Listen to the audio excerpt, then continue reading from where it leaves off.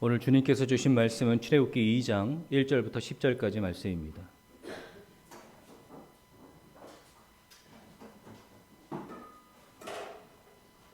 출애굽기 2장 1절부터 10절까지 말씀입니다.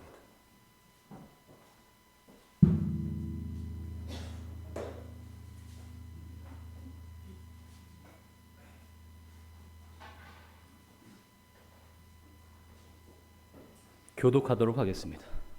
레위 가족 중 한 사람이 가서 레위 여자에게 장가들어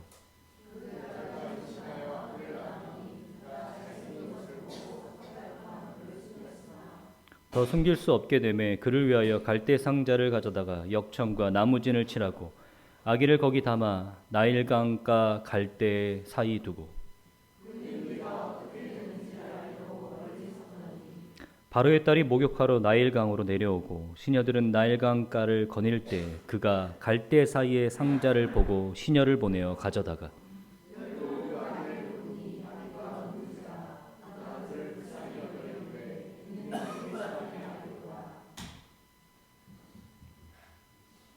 그의 누이가 바로의 딸에게 이르되 내가 가서 당신을 위하여 히브리 여인 중에서 유모를 불러다가 이 아이에게 젖을 먹이게 하리이까.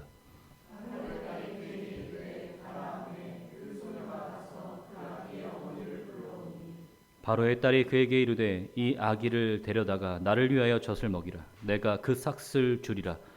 여인이 아기를 데려다가 젖을 먹이더니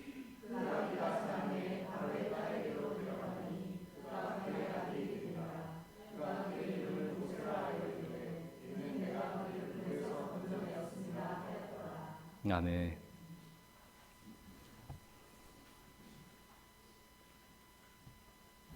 지난 시간과 더불어서 출애굽기의 서론격에 해당되는 출애굽기 앞장을 함께 나누고 있습니다. 제가 지난 시간에 여러분들에게 말씀드렸던 우리가 출애굽기를 알아야 되는 이유, 구약의 하나님을 알아야 되는 이유에 대해서 잠깐 말씀드렸는데요. 하나님의 창조 세계 안에서 이 땅을 창조하시고 만드신 하나님의 그 섭리 안에서 하나님께서 그들의 백성을 택하시고 구원시키시는 구속사의 역사를 이해할 수 있어야 된다.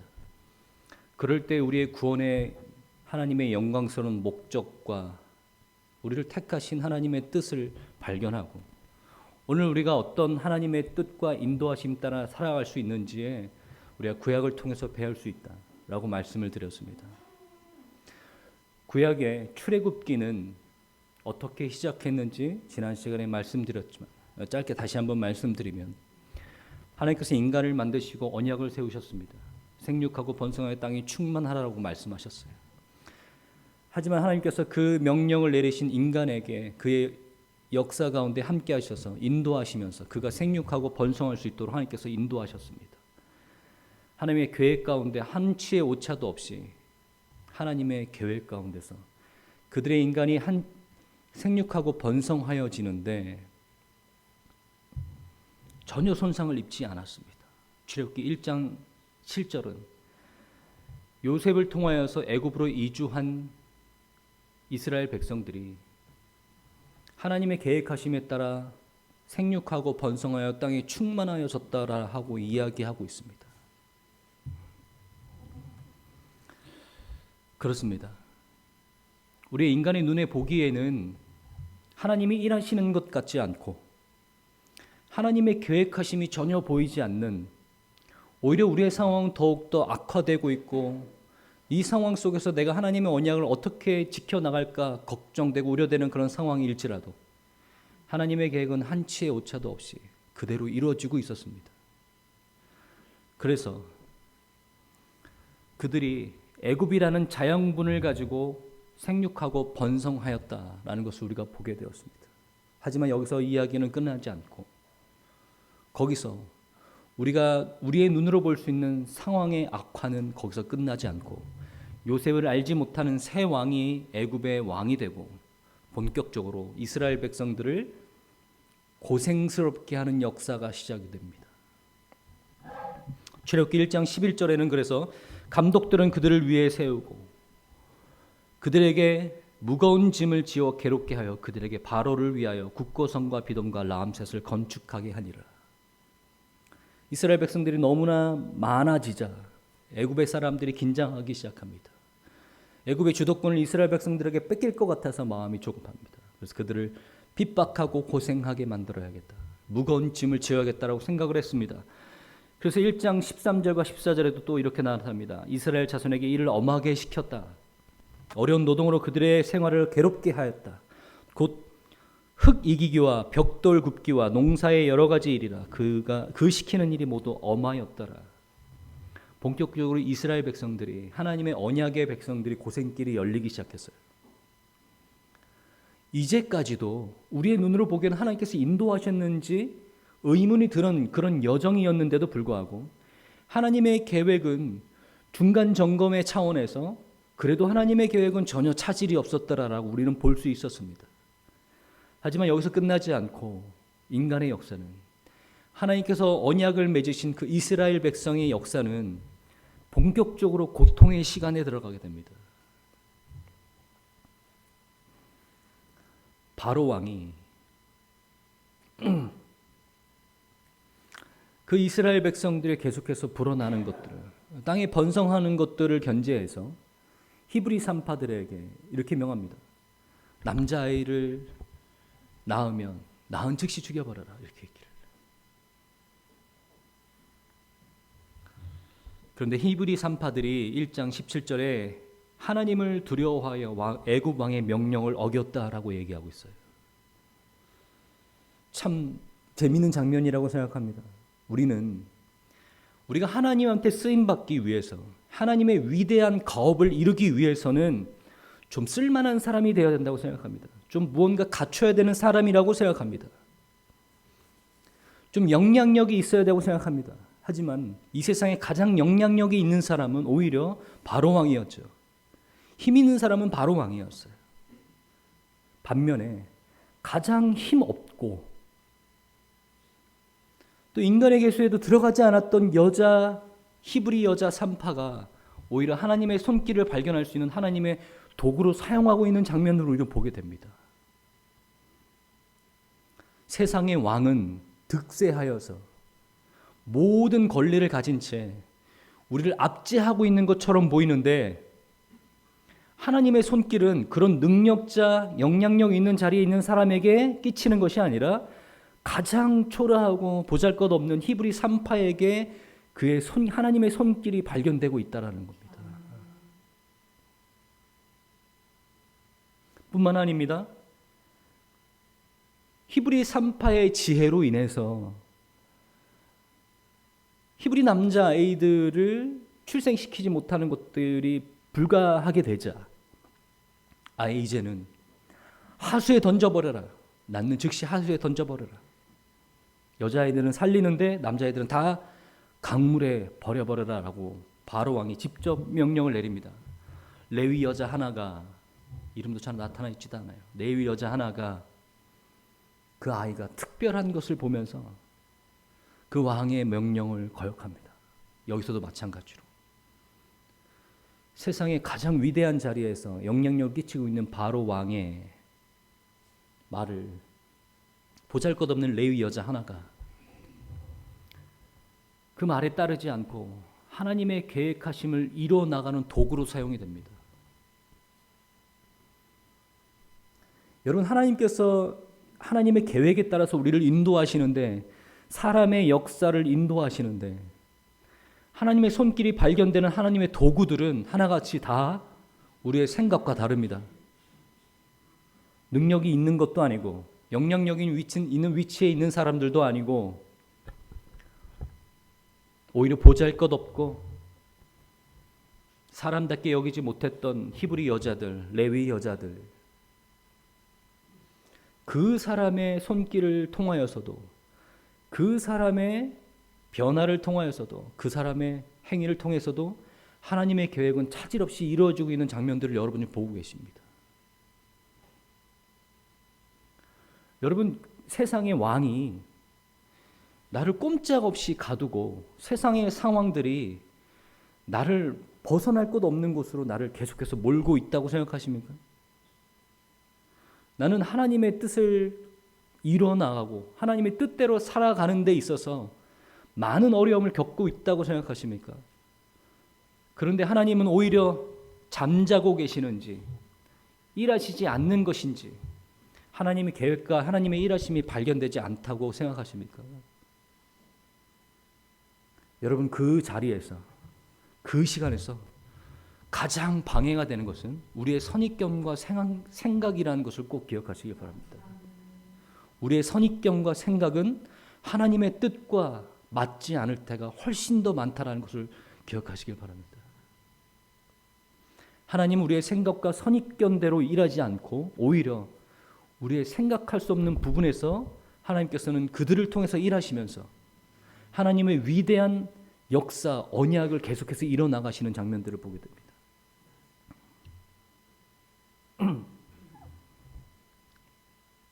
이들이 애굽의 그 위대한 유산들이 있잖아요. 뭐 피라미드라든지 스핑크스라든지 그런 위대한 그 유물들을 건설하는데 이 이스라엘 백성들이 강제 노역을 하게 됩니다. 이집트 문명을 건설하는데 이 이스라엘 백성들이 엄청난 고통의 시간을 겪게 돼요. 하나님의 백성들이, 언약을 맺은 하나님의 백성들이 왜 그렇게 살아야 됩니까? 생육하고 번성하라고 말씀하셨던 아브라함을 통해서 이 하늘의 별보다 너의 자손들이 많겠다라고 축복하셨던 하나님께서 왜 그들 가운데 일하시지 않는 겁니까? 왜 하나님의 백성들은 그런 상황 가운데 몰려야 됩니까?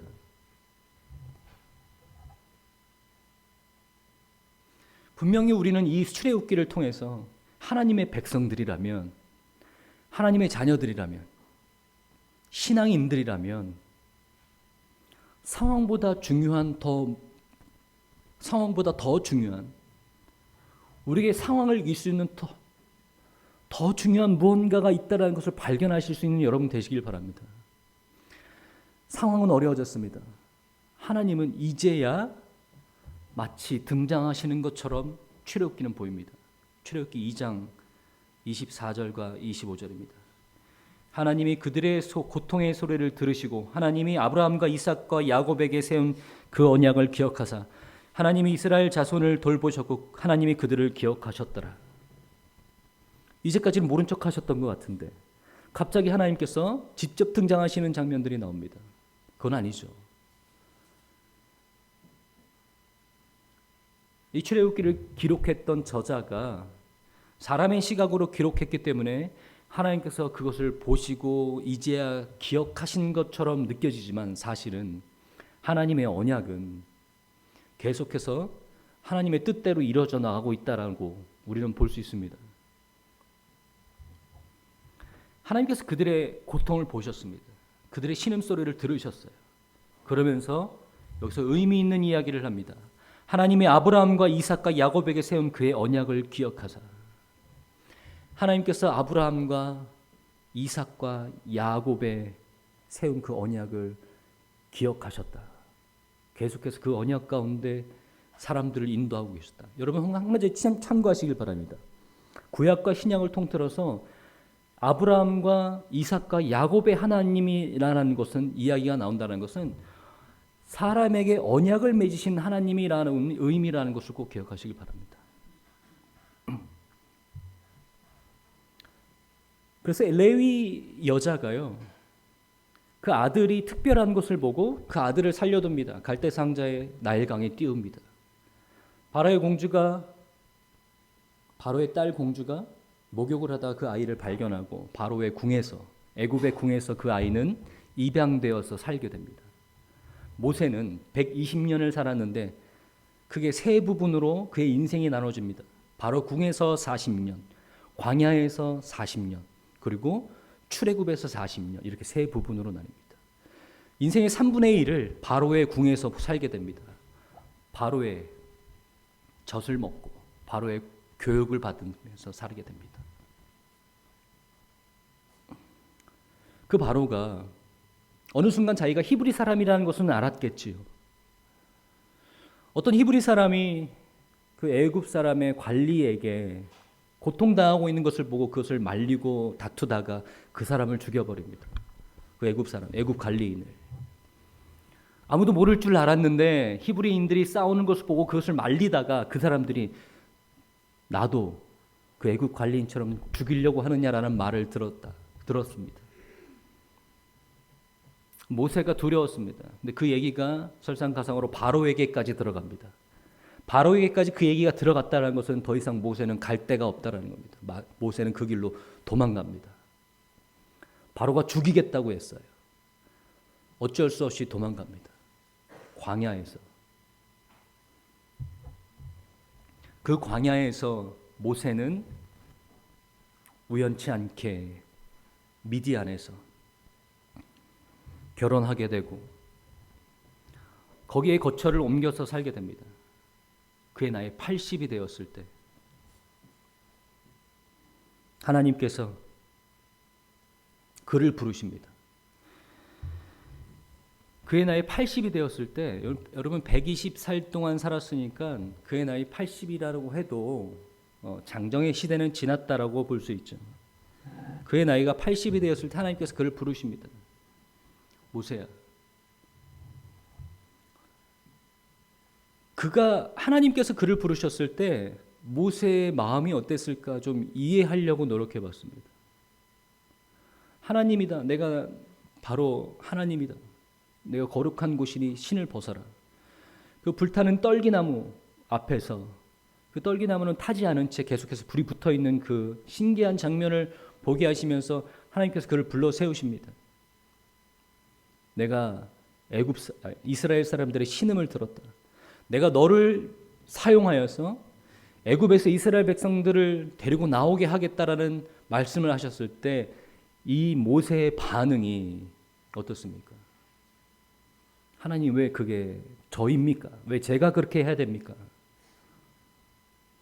만약에 우리가 불타는 떨기나무, 불이 붙었는데 타지 않는 떨기나무를 보고 있다면 하나님께서 우리에게 현현하셔서 우리에게 신을 벗고 거룩하게 하나님 앞에 서 있으라고 말했을 때 우리는 이미 그것만으로도 족합니다. 하나님, 제가 무엇을 할까요? 라고 당장 팔 걷어 붙일 텐데 모세는 그렇지 않습니다.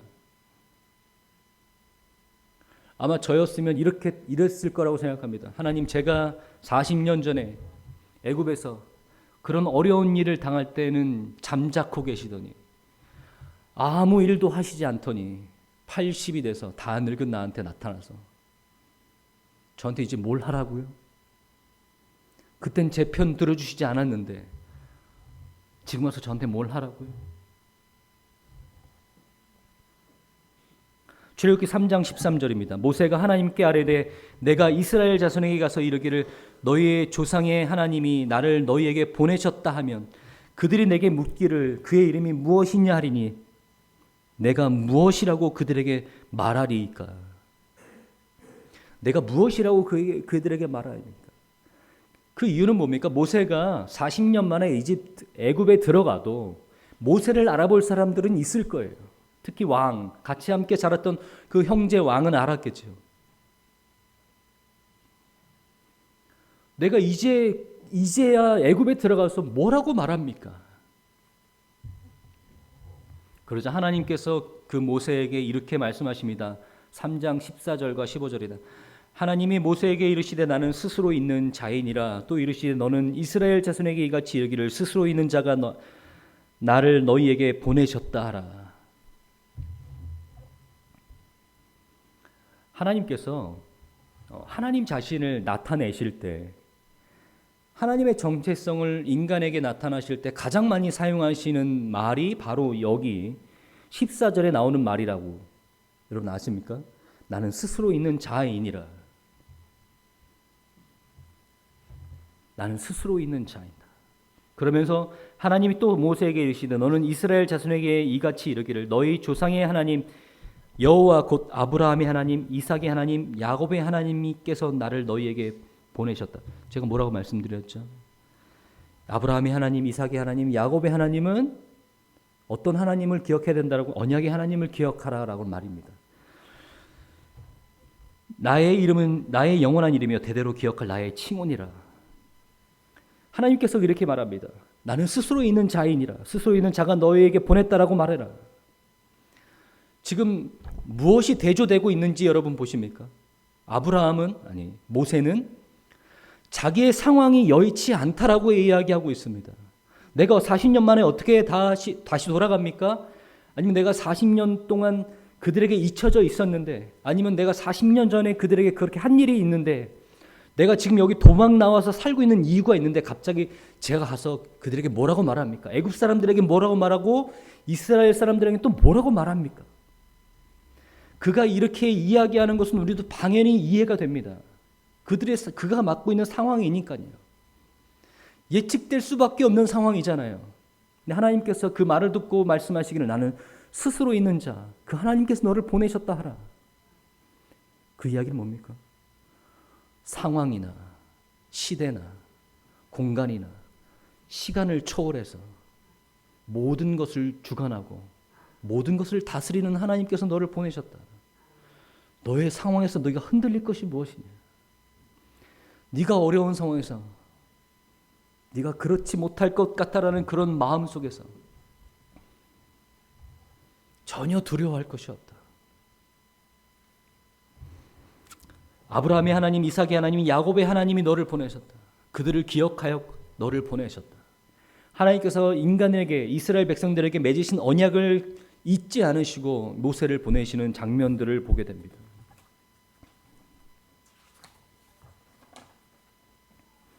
여러분, 성경은 시작부터 끝까지 우리에게 하나님의 자녀로서 하나님의 백성들이 하나님 앞에서 어떠한 믿음을 가져야 되는지에 대해서 우리에게 종합적으로 이야기해 주고 있습니다.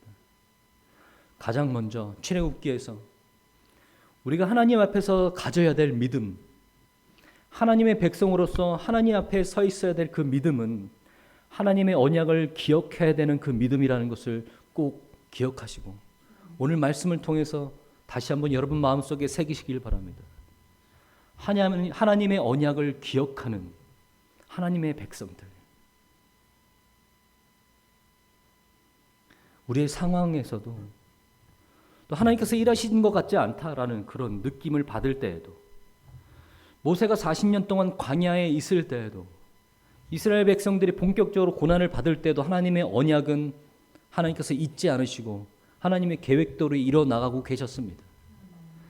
히브리 산파에게 임하셔서 그의 손길이 일했을 때, 레위 여자를 통해서 하나님께서 모세를 일하셨을 때, 모세를 세우셨을 때 사람들 눈에는 보이지 않는 하나님의 손길입니다.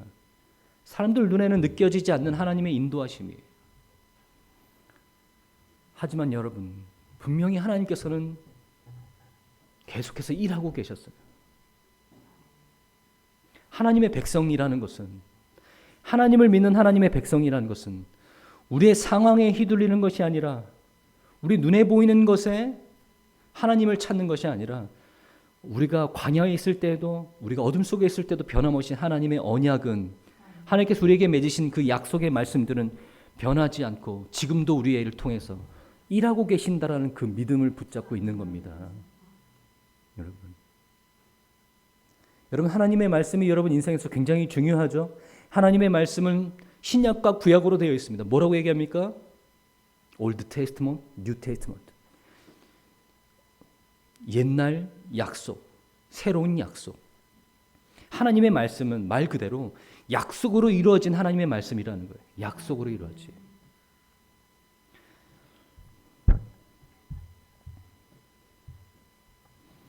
여러분, 우리가 믿음을 설명할 때 행위를 기준으로 두고 말하는 것을 좋아합니다. 순종의 행위가 있느냐 없느냐를 통해서 믿음의 유무를 가린다라는 거죠. 중요한 증거일 수 있습니다. 야고보서는 분명히 우리에게 그렇게 말하고 있으니까 말입니다.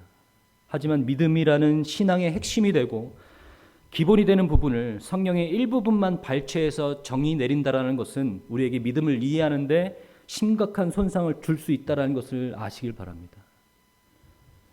분명히 행위라는 것은 가시적이고 신자들 간의 믿음의 유무 내지는 성숙을 따지는 것에 좀 더 판가름 내리기 쉬운 척도일 수는 있지만 그것이 절대적인 믿음의 기준이 되어서는 안 된다라고 말씀드리고 싶습니다. 오히려 행위가 절대적인 기준을 삼고 싶은 우리의 중심에는 내가 아닌 다른 사람의 믿음의 유무를 판단하고 정의하고 싶은 바리새인들과 같았던 우리의 모습이 아니었는지 조심스럽게 생각해 보셔야 됩니다. 제가 이렇게 말씀드리는 이유는 우리 중 누구도 순종의 행위라든지 하나님의 말씀을 무겁게 따랐던 바리새인들 앞에서는 그 기준에 한해서는 초라할 수밖에 없다라는 것입니다. 그는 율법을 어기느니 죽음을 선택했던 사람들입니다.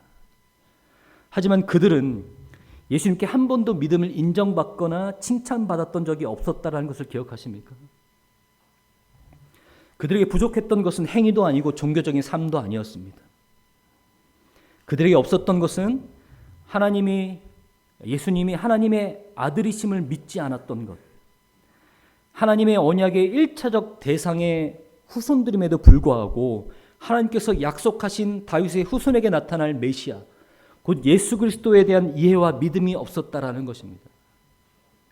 언약을 맺으시고 성취하시는 하나님, 반드시 그것을 이루고야 마시는 하나님에 대한 믿음, 그것이 없었던 것입니다. 끊임없이 회복시키시고 언약을 상기시키시지만 또 다시 잊어버리고 끊임없이 우상을 만들어냈던 그들의 선조들처럼 말입니다.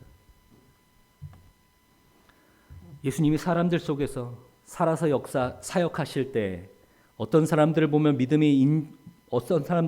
믿음을 인정하시고 칭찬하셨는지 기억하십니까? 또한 어떤 사람들을 보면서 믿음이 없다고 책망하셨는지 기억하십니까? 짧게 대표적으로 몇 가지만 함께 보겠습니다. 말 그대로 믿음이 있어서 가장 큰 칭찬을 받았던 사람 누구일까요? 여러분 기억하십니까? 예수님한테 믿음에 있어서 가장 큰 칭찬 받았던 사람, 마태복음 8장 10절입니다. 예수님께서 가버나움으로 가셨을 때 한 백부장이 나와서 그의 하인이 중풍에 걸려서 누워있다라고 간구합니다. 예수님께서 이르시되 내가 가서 고쳐주리라. 그런데 백부장이 그리 마옵소서, 말씀만 하옵소서, 그러면 내 하인이 낫겠사옵나이다. 그러자 예수님께서 10절에 이렇게 말씀하십니다. 예수께서 들으시고 놀랍게 여겨 따르는 자들에게 이르시되 내가 진실로 너희에게 이르노니 이스라엘 중 아무에게도 이만한 믿음을 보지 못하였느니라. 예수님께서 백부장의 믿음을 칭찬하시는 이유가 뭡니까? 예수님께서 내가 가서 고쳐주겠다고 하면 우리는 감사합니다. 제 집에 들어오심을 제가 영광으로 삼겠습니다라고 이야기하겠지만 백부장은 이렇게 얘기합니다. 말씀만 하옵소서, 그러면 낫겠사옵나이다. 하나님의 아들이신 예수님께서 말씀만 하시면 말씀하신 대로 이루어진다라는 그 믿음을 보시고 이스라엘에서 아무도 이와 같은 믿음을 보지 못했다.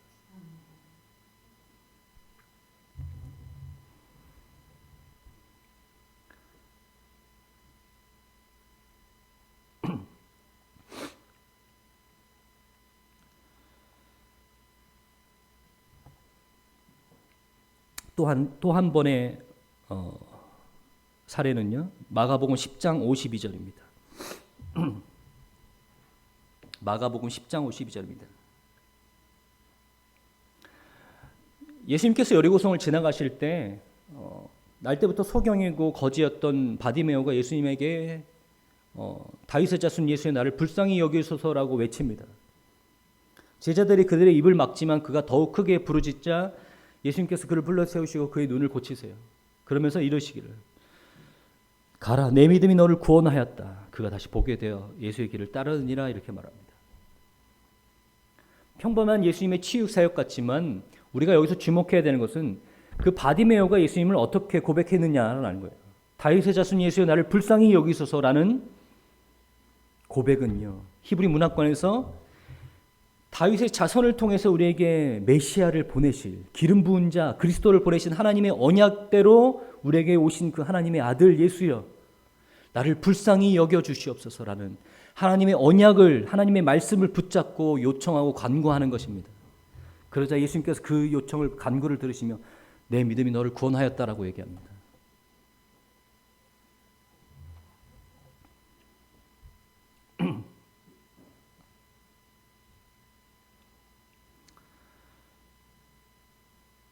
여러분 마태복음 16장에 보면 마태복음 16장이죠. 베드로가 예수님에게 그 큰 고백을 인정받고 바요나 시몬아 내가 참 귀하다. 내가 너를 통해서 교회를 세우겠다라고 약속하신 그 고백 기억하십니까? 마태복음 16장 13절에서 19절입니다. 예수께서 빌립보 가이사랴 지방에 이르러 제자들에게 물어 이르시되 사람들이 나를 누구라고 하느냐? 그러니까 선지자 중에 하나라고 이야기합니다. 예수님께서 제자들에게 이르시되 그러면 너희는 나를 누구라고 하느냐라고 하니까요. 시몬 베드로가 대답하여 이르시되 주는 그리스도시요 살아계신 하나님의 아들이시니이다 라고 얘기합니다. 예수께서 대답하여 이르시되 바요나 시몬아 내가 복이 있도다. 이를 내게 알게 하시는 이는 혈육이 아니요 하늘에 계신 내 아버지나 라고 말합니다. 예수님께서는요 베드로의 그 고백을 굉장히 귀중하게 받으셨어요. 왜냐하면 예수님에 대한 그 이해의 부족이 그 예수님의 제자들에게 계속해서 따라 나타나고 있었습니다. 마지막으로 예수님께서 그들에게 내가 고난받고 십자가에 못 박혀 죽을 것이라는 것을 다시 한번 말씀하시고 마지막 예루살렘으로 입성하시는 그 길에서 베드로에게 물었을 때 베드로가 이렇게 얘기합니다. 주는 그리스도시요 살아계신 하나님의 아들입니다. 주는 그리스도시요 기름 부은 자 하나님의 언약에 의해서 다윗의 자손으로 우리에게 오신 그 하나님의 아들이시다라는 고백이 하나님께서 우리를 통해서 인정하시는 믿음은요 하나님의 언약을 잊지 않고 붙잡고 있는 사람들 하나님께서 우리에게 맺으시고 하나님께서 우리에게 주신 그 말씀들을 항상 붙들고 있는 사람들 그런 사람들을 보시면서 믿음이 있다라고 이야기합니다. 여러분 하나님의 언약의 말씀을 붙잡고 있는 믿음을 가진 사람들은요 상황에 흔들리지 않습니다.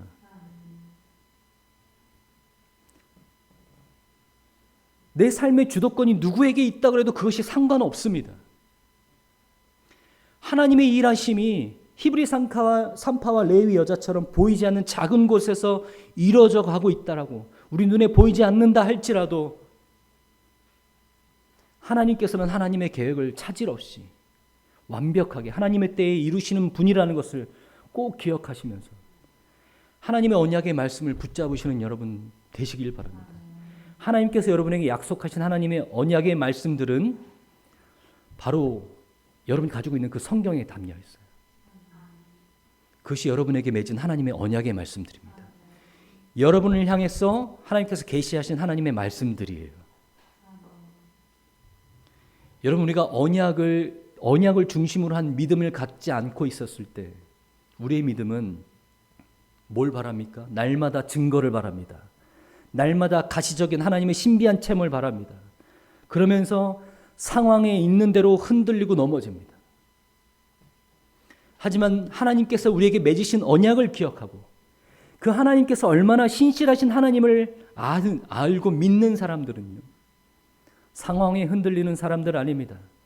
때로는 우리가 광야 속에 있을 때에도 그 언약을 잊지 않는 사람들입니다. 하나님이 우리 삶 가운데 전혀 역사하지 않는다라고 느끼는 그 광야의 순간에서도 흔들리지 않는 사람들입니다. 이스라엘 백성들은 끊임없이 흔들리고 우상을 세워요. 하나님께서 그들을 회복시키시면서 그들에게 잔소리 같지만 늘 똑같이 하시는 말씀들은 한결같이 변함없이 나는 내 하나님이다. 애굽에서 너희를 구원해낸 내 하나님이다. 이 말이 뭡니까? 너희를 택하고 너희를 구원하여 너에게 언약을 맺으신 하나님이다. 너희 삶 속에서 그것만 제대로 붙들고 있으면 흔들릴 일 없어. 우상 만들릴 일 없어. 너희가 계속해서 넘어지고 심판받을 일 없어. 여러분 믿음의 기본, 믿음의 가장 기본이 되는 기초석을 쌓아야 되는 그 자리에서 여러분 꼭 기억하시길 바랍니다. 하나님께서 여러분에게 원하시는 믿음은 여러분에게 맺으신 하나님의 축복의 말씀들, 언약들 잊지 않고 여러분의 상황 속에서도 여전히 변함없이 신실하시게 일하시는 지금도 우리의 삶 속에서 변함없이 일하시는 그 하나님의 신실하심을 믿으시는 여러분 되시길 바랍니다. 오늘도 여러분 삶 속에서 하나님께서 일하고 계십니다. 오늘도 여러분들을 인도하고 계십니다. 여러분의 눈에 보이지 않아도 하나님은 하나님의 계획도 차질 없이 완벽하게 하나님의 뜻을 이루어가고 계십니다. 이 세상의 왕이 하나님과 대적하는 자리에 있더라도요, 상관없습니다. 하나님의 역사하심, 인도하심은 절대로 손상 입지 않습니다. 믿으십니까? 이 시간 우리 이렇게 찬양으로 함께 고백할 수 있길 바랍니다.